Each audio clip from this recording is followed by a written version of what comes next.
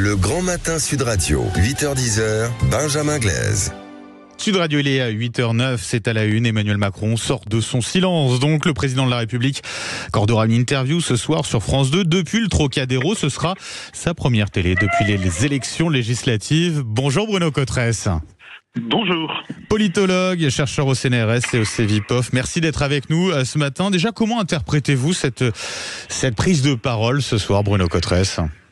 Le chef de l'État ne s'était pas exprimé de manière officielle depuis l'annonce de la dissolution et depuis ce courrier qu'il avait adressé aux responsables de partis politiques, les invitant à lui faire des propositions pour former des coalitions stables. Et en fait, effectivement, le chef de l'État ne s'est pas exprimé depuis. On a eu 15 jours de une sorte de chaos quand même de notre vie politique où personne ne sait très bien ce qui est en train de se passer, qui va gouverner le pays après les Jeux Olympiques. Donc une prise de parole du chef de l'État pour redonner du champ, redonner la perspective, peut-être aussi nous parler des Jeux Olympiques. Oui, c'est ce qui est prévu, a priori, c'est ce que nous dit l'Élysée. Il va parler des Jeux Olympiques, des Jeux Paralympiques. Il va également, nous dit-on, parler de la situation politique française. Est-ce que c'est le moment pour en parler, selon vous, Bruno Cotresse ? Alors, effectivement, c'est quand même le moment parce qu'on a 15 jours qui viennent de se passer avec quand même beaucoup d'incertitudes. Il y a beaucoup d'anxiété, d'inquiétude chez les uns, chez les unes, ceux qui ont voté, par exemple, pour telle formation politique en ne comprenant pas très bien pourquoi elle ne gouverne pas. Donc, il est temps, effectivement, que le chef de l'État nous dise où il en est aussi de ses propres réflexions, comment lui-même analyse les 15 jours qui viennent de se passer et surtout, quelle perspective nous donne-t-il ? Parce que les Jeux Olympiques sont là, mais les Jeux Olympiques, ça va passer assez vite et il faut qu'on sache à la rentrée qui gouverne le pays. Et donc s'adresser éventuellement aux électeurs du RN qui n'ont pas forcément compris aussi ce résultat des élections législatives avec ce front républicain et cette absence notamment des postes à responsabilité au sein de l'Assemblée.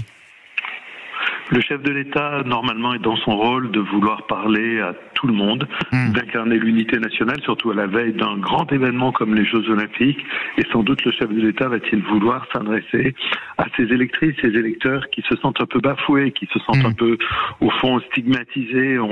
Le Front républicain d'abord, ensuite, pas de poste à l'Assemblée nationale. Donc, effectivement, il faut que le chef de l'État donne du sens à tout ceci, trace des perspectives, parce que sinon, c'est une accumulation de frustration qui peut à un moment donné être très négative pour lui dans l'opinion, mais globalement être très négative pour le pays. Après, il peut y avoir aussi une autre incompréhension, peut-être Bruno Cotresse, puisque le chef de l'État appelle à une trêve politique et en même temps, il prend la parole 3 jours avant les JO. C'est pas un peu contradictoire ça quand même ? Un peu contradictoire. Alors tout dépendra du contenu de la parole du chef de l'État. Effectivement, si le chef de l'État avait, par exemple, des annonces à nous faire, on se doute bien que ça ne correspond pas du tout à l'idée d'une trêve politique. Mais là, j'imagine qu'il va être plutôt dans le registre de l'unité nationale, de l'appel à se serrer les coudes à la veille des Jeux Olympiques et aussi, au fond, de se réconcilier après cette période au fond, d'élections. 3 élections qui se sont suivies, les élections européennes, les 2 tours des élections législatives, les Jeux Olympiques qui arrivent. Donc, sans aucun doute que le chef d'État va plutôt être dans la posture du chef de l'État qui prend du champ, qui prend du recul. C'était d'ailleurs la posture qu'il avait prise dans ce courrier qu'il avait adressé aux partis politiques, comme si tout ceci ne le concernait que de loin. Si je vous suis bien, Bruno Cotresse, ça veut dire que vous envisagez pas que le président de la République puisse annoncer le nom du futur nouveau Premier ministre, quoi. Non, ça n'est pas l'habitude sous la Ve République de l'annoncer lors d'une allocution comme ceci. Le chef d'État peut éventuellement nous donner quelques pistes en nous disant justement quelle est l'interprétation qu'il donne de tout ce qui vient de se passer. Va-t-il donner une interprétation au fait que Yael Braun-Pivet a été réélue à la tête de l'Assemblée nationale et qu'à ce moment-là, ça trace pour lui une perspective qui pourrait être cette espèce d'alliance tacite avec les Républicains. On se rappelle que Laurent Wauquiez, Bruno Retailleau hier ont donné une conférence de presse en disant nous on met sur la table 13 propositions, si le gouvernement va dans ce sens-là, on s'engage à les soutenir et à ne pas censurer le gouvernement. Est-ce que c'est ça que le chef de l'État va nous dire ou est-ce que le chef de l'État va vouloir continuer à entretenir l'idée en même temps faisant venir autour du gouvernement des centristes du centre des centristes de droite et des centristes de gauche, compte tenu de l'état de la gauche aujourd'hui. En tout cas, s'il finalement ne nous parle pas éventuellement d'un nouveau Premier ministre issu du nouveau Front Populaire, ça risque de lui être critiqué d'une certaine manière de la part de la gauche. Elle va surfer dessus, quoi. C'est ça aussi. Non.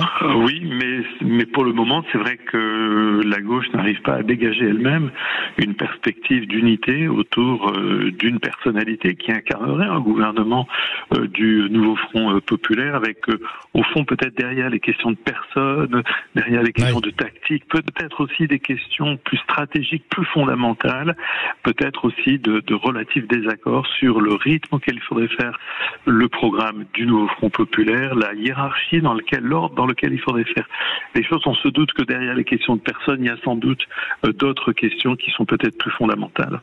Alors le patron d'LFI, Emmanuel Bompard, dit que c'est au président de les appeler pour nommer un éventuel Premier ministre issu du nouveau Front populaire. Est-ce que c'est vrai ça? Est-ce que c'est la tradition, Bruno Cotresse, que ce soit le président de la République qui appelle dans ces cas-là éventuellement la majorité relative ou en tout cas le groupe qu'il souhaite avoir pour gouverner?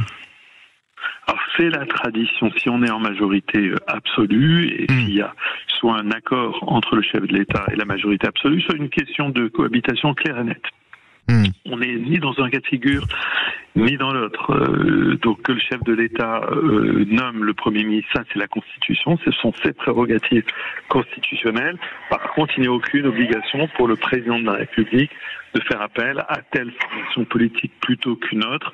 Ça va être l'appréciation de savoir si ce sont le nombre de sièges obtenus le soir du second tour ou si c'est le nombre de sièges réunis autour d'un projet, autour d'une coalition, autour d'une proposition. Et c'est vrai que de ce point de vue-là, eh bien, les Républicains avec la Macronie ont apporté, lors de l'élection de Yael Braun-Pivet, la preuve qu'ils pouvaient aussi réunir un nombre de sièges. Et dernière question, donc a priori pas de nouveau Premier ministre avant les JO. Est-ce que ça va permettre d'une certaine manière au président d'être encore plus, davantage au centre de ces jeux? Oui, alors il le sera incontestablement parce que d'abord c'est une fonction éminente qui est celle d'un chef de l'État qui représente, qui est présent à la cérémonie d'inauguration des Jeux Olympiques, qui incarne effectivement le pays qui accueille, mais aussi l'unité nationale.